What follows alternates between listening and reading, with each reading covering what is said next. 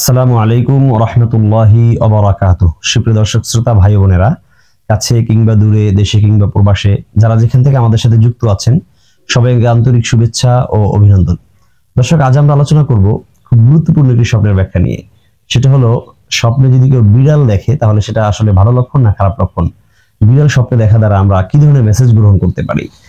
আমরা অনেক সময় দেখে থাকি যে আমি খাবার খেতে বসেছি, আমার পাশে এসে বিড়াল বসে গেছে। অনেক সময় দেখে থাকি যে আমার খাবার বিড়াল খেয়ে ফেলেছে। কখনো আমার মিষ্টি ভেঙে বিড়াল ঢুকে সেখান থেকে খাচ্ছে।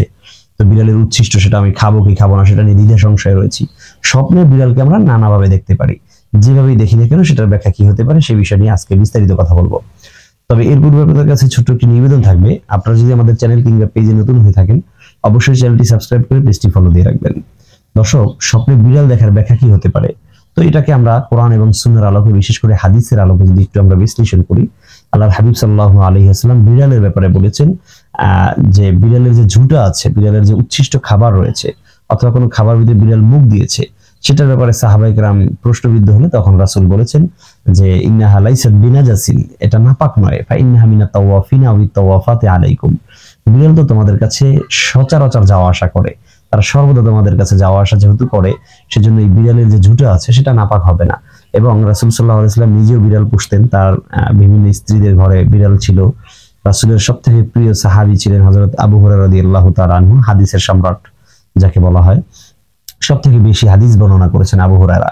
আবু হুরায়রা মানেই হলো বিড়ালের বাবা। আবু হুরায়রা রাদিয়াল্লাহু তাআলা আনহু যে বিড়ালটা পালতেন, সেই বিড়ালটাকে তিনি পকেটের ভিতরে, তারপর নিজের এই জামার হাতার ভিতরে ঢুকিয়ে রাখতেন।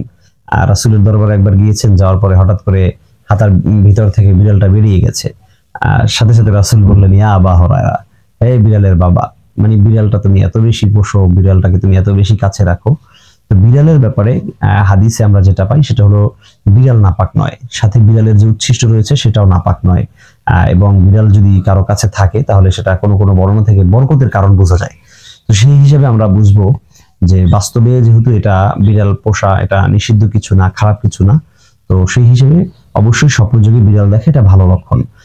এখান থেকে আপনি খারাপ কিছু অনুধাবন করতে পারবেন না।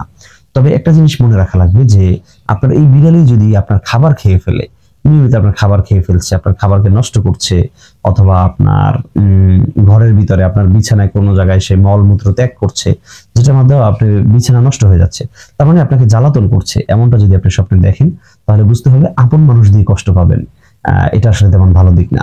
কারণ বিড়াল হলো আপনার সব থেকে প্রিয়, আপনার সব থেকে বেশি পোষ মানা, কাছে রাখা, মানুষ বুকের ভিতরে রাখে, মাথায় রাখে, ঘাড়ে উঠিয়ে তারপর এক জায়গা থেকে আরেক জায়গায় চলে যায়।